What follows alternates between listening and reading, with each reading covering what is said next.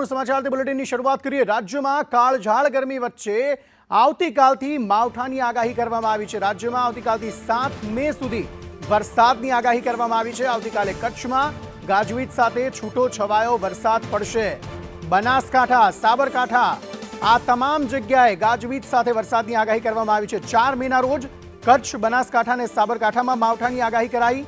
આ ઉપરાંત પાટણ, મહેસાણા, અરવલ્લી અને મહીસાગરમાં પણ માવઠાની આગાહી કરાઈ છે। દાહોદ, પંચમહાલ, વડોદરા, છોટાઉદેપુર, દીવ, ગીર સોમનાથ, અમરેલી, ભાવનગર આ તમામ જગ્યાએ 4 મેના રોજ માવઠાની આગાહી કરાઈ છે। જ્યારે 5 મેની વાત કરીએ તો કચ્છ, બનાસકાંઠા, પાટણમાં આ ઉપરાંત સાબરકાંઠા, મહેસાણા, અરવલ્લી, મહીસાગર, દાહોદ, પંચમહાલ અને વડોદરામાં પણ માવઠાની આગાહી 5 મેના રોજ કરવામાં આવી છે। છોટાઉદેપુર, દીવ, અમરેલી, ભાવનગર, ભરૂચ, નર્મદા, સુરત, તાપી, વલસાડ અને ડાંગમાં પણ માવઠાની આગાહી કરવામાં આવી છે।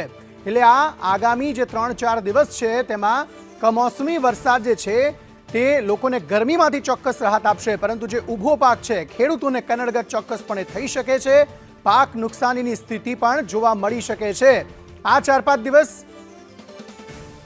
માવઠાની આગાહી જે છે તે હવામાન નિષ્ણાત અંબાલાલ પટેલ દ્વારા કરવામાં આવી છે। સહયોગી પ્રીતિ જોડાઈ ગયા છે। પ્રીતિ, ગુજરાતમાં અલગ અલગ જગ્યાએ આગામી 3 થી 4 દિવસ કમોસમી વરસાદની આગાહી કરવામાં આવી છે। પ્રી મોન્સૂન એક્ટિવિટીના ભાગરૂપે કદાચ આ શક્યતાઓ છે, પરંતુ તેનાથી ખેડૂતોને ચોક્કસપણે નુકસાની થશે। અંકિત, અત્યારે કહેવાય કે 3 મે એટલે કે આવતીકાલથી 7 મે સુધી ગુજરાતના અલગ અલગ ભાગોમાં કમોસમી વરસાદ એટલે કે માવઠું થવાની આગાહી વ્યક્ત કરવામાં આવી છે।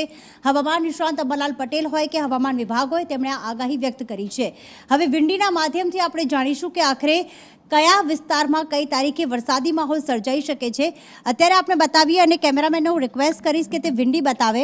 અત્યારે આપણે જોઈ રહ્યા છો વિંડીમાં 2 તારીખ છે અને ક્યાંય અત્યારે વરસાદી માહોલ નથી। બધામાં લગભગ 12 જિલ્લા એવા છે કે જ્યાં અત્યારે 40 ડિગ્રીથી ઉપર તાપમાન છે, પણ જેમ જેમ દિવસો પસાર થઈ રહ્યા છે આપ 3જી તારીખ જોશો, 4થી તારીખ જોશો કે જ્યાં એક વરસાદી માહોલ જે છે બની રહ્યો છે। અત્યારે ઉત્તર ભારતમાં તો વરસાદ વરસી જ રહ્યો છે, પણ સાથે સાથે આપ જોશો તો અત્યારે હું ગુજરાતનો મેપ બતાવી રહી છું કે જ્યાં 4થી તારીખ ની આસપાસ વરસાદી માહોલ સર્જાવાની પૂરેપૂરી શક્યતા દેખાઈ રહી છે।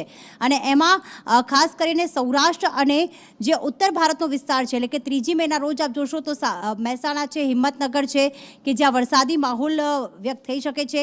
કચ્છ અને ગાંધીધામમાં પણ વરસાદ પડવાની શક્યતા જે છે એ 3જી તારીખના રોજ વ્યક્ત કરવામાં આવી છે। સાથે સાથે અત્યારે આપ જોશો તો મોડાસા છે, બાયડ છે, ત્યાં પણ વરસાદી માહોલ 5મી તારીખના રોજ બનતો દેખાઈ રહ્યો છે।